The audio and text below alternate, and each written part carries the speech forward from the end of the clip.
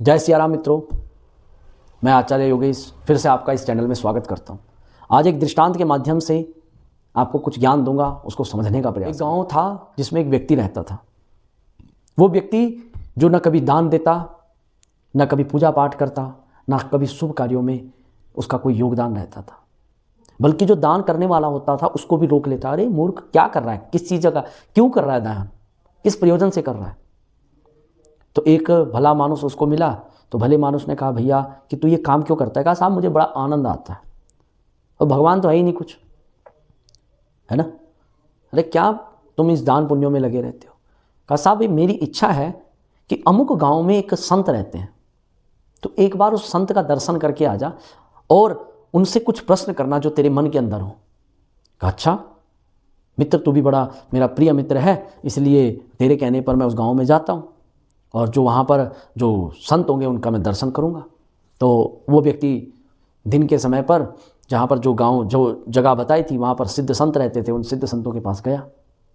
उस सिद्ध संतों के पास जाकर के नमन किया। सिद्ध संत ने आशीर्वाद दिया।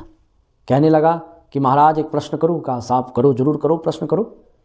कहा, महाराज मेरी दान करने की इच्छा नहीं होती, ना पूजा करने की इच्छा, ना भगवान को पूजने की इच्छा, कुछ इच्छा नहीं होती। तो आप बता सकते हो मेरे बारे में कि मेरी क्यों नहीं हो सकती।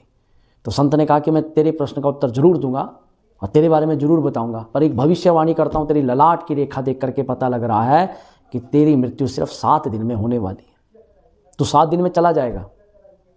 उसने कहा, महाराज 7 दिन? कहा, जी सिर्फ 7 दिन। कहा, महाराज मेरे साथ मजाक मत करो। संत ने कहा कि मेरे पास मजाक करने के लिए है ही क्या। तो उसने कहा, महाराज ये बात सत्य है। कहा, 100% सत्य है। जा घर जा, जो विषय तूने अभी तक पूर्ण रूप से नहीं भोगे उनको भोग ले, और 7वें दिन तू यहीं आ जाना, और अवश्य तू यहीं पहुंचेगा, ये भी मेरी गारंटी है। उसने कहा, अच्छा। कहा, ठीक है साहब, मैं चलता हूँ घर। अब साहब जो हंसी थी मुख पर वो निराशा में परिवर्तित हो गई। हंस रहा था, हंसते हंसते आया, क्योंकि उसने तो उस संत की खिल्ली उड़ानी थी, पर उसकी तो अपने आप ही खिल्ली उड़ चुकी थी। वो तुरंत मार्ग से चल रहा था और बड़ी चिंता में था कि अब मेरे पास 7 दिन है, अब मैं करूं क्या, कैसे जीऊं। मेरे पे जीने के लिए सिर्फ कुछ समय ही व्यतीत है, कुछ समय ही मेरे पास बचा हुआ है। सोचा कि सबसे पहले अपने घर में जाता हूं। तुरंत अपने घर में गया और एकांत कमरे में दरवाज़ा बंद किया, अपने वहीं पर बैठ गया।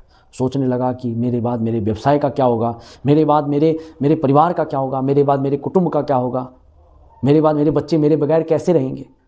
तो सोचने लगा कि भाई ये बात मैं सबके बीच में बता देता हूँ, क्यों, शायद वो जितने भी मेरे परिवार कुटुंब के हैं ना, वो शायद मेरे साथ समय व्यतीत करें और मुझे बड़ा उचित लगेगा, क्योंकि समय बहुत कम है मेरे पास। तुरंत उसने परिवार बुलाया, अपने बाल बच्चे, अपनी बेटी, परिवार कुटुंब को बुलाया और सबको कहा कि भैया सब शांति से बैठना, आज एक विशेष सूचना तुम्हारे सामने प्रकट करता हूँ। कहा, क्या सूचना है साहब। कहा, मैं उस संत के पास गया था। कहा, पिताजी नाम तो बहुत है, बड़े प्रसिद्ध संत हैं, उनकी बागवानी बड़ी सिद्ध है। कहा, मैं गया था, उन्होंने मेरी ललाट को देख करके कहा है कि भाई तेरे पास सिर्फ 7 दिन बचे हुए हैं, 7वें दिन तेरी मृत्यु हो जाएगी। मैं बड़ा हैरान और बड़ा चिंतित हूँ। जैसी ये बात धर्मपत्नी ने सुनी तो ज़ोर ज़ोर से चिल्लाने लगी, जैसे संसार के करते हैं। बेटे रोने लगे, बेटियाँ रोने लगी, शोक का माहौल परिवार में प्रकट हो गया। तो वो बड़ा प्रसन्न हुआ कि यार मेरा परिवार मेरे लिए बड़ा दुखित है। थोड़ी देर देखता रहा, सोचने लगा कि इनके हृदय को भी चेक किया जाए, इनके हृदय को भी अंदर से परखा जाए कि कैसा इनका हृदय अंदर से रो रहा है, या ये दिखावटी आंसू हैं सिर्फ। तुरंत उसने कहा, अरे रुको रुको रुको, संत ने मुझे बोला है कि तेरी 7 दिन में मृत्यु है, पर संत ने ये भी जरूर कहा कि तुझे आयु मिल सकती है। और ये बोतल में पानी दिया और कहा कि अपने सिर में ये पानी डालना और नीचे एक पात्र रख लेना, उस पात्र में जब तेरे सिर का पानी गिरेगा और उस जल को जो ग्रहण कर लेगा, मतलब उसकी आयु तुझे प्राप्त हो जाएगी। अब साहब ये बात सुनी, जिसने सुनी, तो सुन करके सब जिनकी आंसू निकल रहे थे वो सब आंसू शांत हो गए। वो इसलिए शांत हो गए कि कहीं पिताजी मेरी तरफ ना देख लें, कहीं पिताजी ये ना कह दे कि बेटा क्या तू ये जल पी लेगा। अब जो पिताजी की तरफ देख रहे थे सब नीचे देखने लगे साहब। तुरंत सबसे ज़्यादा विश्वास होता है पिता को बड़े बेटे पर, तो बड़े बेटे की तरफ देखा, बेटा क्या तू पानी ग्रहण करेगा? हाथ जोड़ करके कहने लगा, पिताजी जल जरूर पीता, पर ये मेरे बाल बच्चे, ये मेरा परिवार, ये मेरी धर्मपत्नी, ये मेरे बगैर कैसे जिएंगे, इसलिए पिताजी मैं तो नहीं कर सकता। दूसरे से पूछा, जो कुंवारा था, बेटा तू पिएगा? कहा, पिताजी अभी तो मेरा विवाह भी नहीं हुआ, मैंने देखा ही क्या संसार में। बेटी बैठी हुई थी, विवाहित बेटी बैठी हुई थी, बेटी से पूछा कि बेटी तू पिएगी? तो बेटी ने कहा, पिताजी बेटी का तो पैसा लेना भी बड़ा पाप होता है, आप तो सिर्फ प्राण मांग रहे हो। और अंत में जो सबसे विश्वास पात्र थी वो थी उनकी धर्मपत्नी। हाथ जोड़ करके कहने लगी, देवी तूने तो मेरे लिए कितने करवा चौथ के व्रत रखे, क्या तू मुझे अपने प्राण दे देगी? क्या तू मुझे अपनी आयु दे देगी? उसने भी हाथ जोड़ करके कहा, स्वामी महाराज अब तक तो जीवन में सिर्फ दुख ही दुख देखे, अब तो सुख देखने का समय है, और इस सुख की घड़ी में भी आप प्राण मांग रहे हो। और मरना तो है ही है साहब, आज नहीं तो कल मरना ही है। और अभी चले जाओगे तो परिवार कुटुंब संभल जाएगा, कल जाओगे तो संभलना मुश्किल हो जाएगा, इसलिए मैं भी प्राण नहीं दे सकती, मैं भी आयु नहीं दे पाऊंगी। जैसे ही साहब उस व्यक्ति ने अपने परिवार की स्थिति देखी, उन आंसू, जो झूठे आंसुओं को देखा और सत्यता देख ली, तो साहब अब सही में वो रोने लगा, सही में उसका हृदय रोने लग गया। मृत्यु चीज ही एक ऐसी चीज है, मृत्यु सत्य है। मृत्यु जान लेने के बाद सारा सत्य हमारे सामने प्रकट हो जाता है। अरे जब कोई चला जाता है ना साहब, उसके पीछे तब देखना कि वो किस प्रकार से जो परिवार उसके लिए रोता चिलकता था, साहब पूछता तक नहीं है कोई। अंत में जब उसने देखा तो उसने कहा, ठीक है साहब तुम जाओ, मैं कुछ समय एकांत में व्यतीत करना चाहता हूँ।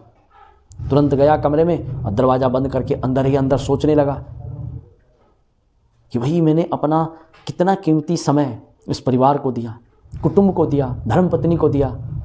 आज मैं पूर्ण आयु भी नहीं मांग रहा था, कुछ समय मांग रहा था कि मैं भी इस संसार में उस समय को निकाल सकूं, पर दुर्भाग्य से उस समय भी ये मुझे नहीं दे पाए। मैंने अपना पूर्ण समर्पण इनके लिए किया, परंतु कोई समय नहीं दे पाया। अंत में एकांत कमरे में पहुंच गया और सोचने लगा, मैंने कितना कीमती समय इस संसार को दिया, आज मुझे आयु तक नहीं मिल पाई। सोचने लगा कि अब जितना भी मेरे पास समय बचा हुआ है उस समय को मैं दान में लगाऊं, पुण्य में लगाऊं।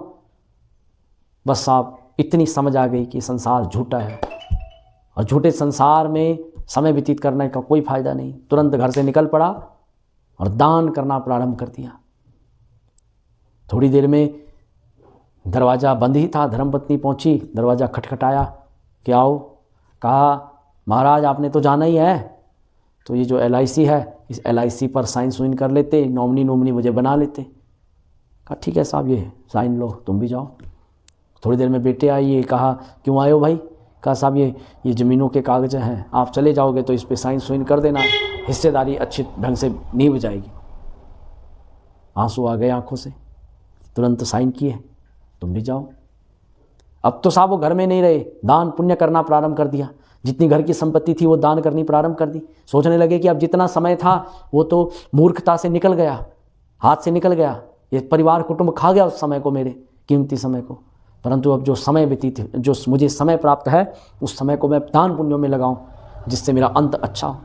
मंदिरों में जा करके दान करने लगा। बेटों को पता लगा, तुरंत बेटों ने जा करके पिताजी का हाथ पकड़ लिया। पिताजी मूर्ख हो गए हो क्या? अंत समय में मत्ती सटिया गई है क्या? कहा क्यों? कहा जाने वाले और धन खत्म करके। कहा देख लिया मैंने जितना बचा करके, तुम्हारे पे लगा के देख लिया, कुछ नहीं मिलेगा।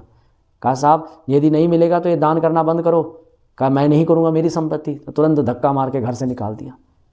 जब ठोकरे खा करके दहलीज पर पड़ा हुआ नग्न रूप से देखा, जब ठोकरे खा करके बाहर अकेला खड़ा हुआ तो सोचने लगा कि अब मेरे पास सिर्फ अंतिम दिन, आज अंतिम दिन है, और मैं उसी संत की शरण में जाऊं और वहीं पर मैं अपने प्राणों का त्याग करूंगा तो शायद मुझे सद्यो मुक्ति मिल जाएगी। तुरंत संत के पास गया, चरणों में दंडवत नमन किया। संत ने पूछा कि बेटा क्या तेरी अब दान करने की इच्छा? कहा महाराज सब कुछ दान करके आ गया हूँ। कहा भगवान के नाम लेने की? कहा मैंने एक पल भी भगवान के नाम के बगैर नहीं कटा मेरा एक हर। वो संत ने पूछा कि क्या नाम लेने की इच्छा होती है? कहा महाराज अब तो मैं पल पल ही राम राम जी का नाम जप रहा हूँ। कहा अच्छा, तो कहा साहब मेरा जाने का समय का आने वाला है, इंतज़ार करो। तो करेक्ट 12 बजने थे, 12 बजे तो सोचने लगा अब भी प्राण नहीं निकले, अब भी प्राण नहीं निकले, अब भी प्राण नहीं निकले। कहा महाराज मेरे प्राण ही नहीं निकले। कहा ये प्राण नहीं था, ये माया की निवृत्ति करानी थी। आपके प्रश्न का उत्तर मुझे आपको देना था, पर यदि समझा करके देता तो तुम्हारी समझ में नहीं आता, पर प्रैक्टिकली करके दिखाया, अब तुम समझ भी गए और जीवन तुम्हारा बदल ही गया। तो इसलिए साहब इस दृष्टांत के माध्यम से समझ लगता है कि संसार तुम्हारे साथ जुड़ा है, पर कब तक? जब तक तुम्हारा स्वार्थ है। जब स्वार्थ खत्म हो जाएगा तो समझो संसार स्वतः तुम्हें छोड़ देगा, छोड़ना नहीं पड़ेगा, स्वतः तुम्हें छोड़ देगा। इसलिए इस हाथ से दान हो वही सर्वोपरि है। अपना जो कीमती समय वो अपने लिए निकाला जाए, ना कि संसार के लिए।